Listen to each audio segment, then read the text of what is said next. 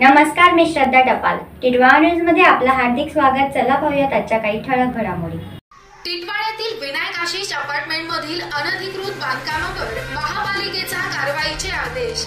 Titwala railway station जवळील Vinayak Ashish apartment येथील पार्किंगच्या जागेवर विनापरवाना बांधण्यात आलेले 5 गाळे व 2 सदनिका अनधिकृत ठरविण्यात आल्या असून कल्याण डोंबिवली महापालिकेनं या प्रकरणी कडक भूमिका घेतली. महाराष्ट्र महानगरपालिका अधिनियमाचे कलम 260 व 267(1) तसेच महाराष्ट्र प्रादेशिक नगररचना अधिनियम 1966 अंतर्गत प्राप्त झालेल्या नोटिशीनुसार बांधकामाबाबत अधिकृत दस्तावेज सादर करण्यासाठी दिनांक 25 एप्रिल 2025 रोजी दुपारी 3 ते 4 वाजेच्या दरम्यान सुनावणी घेण्यात आली होती. सुनावणीस पदनिर्देशित अधिकारी तथा सहाय्यक आयुक्त प्रमोद पाटील हे उपस्थित होते.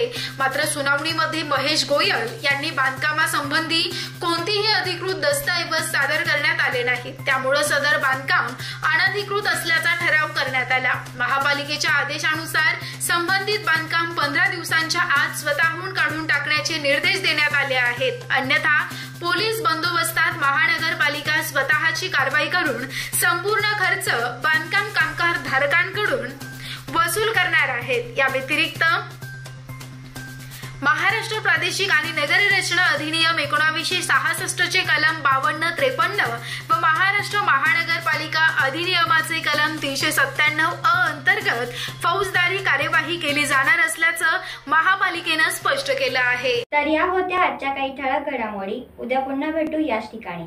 धन्यवाद.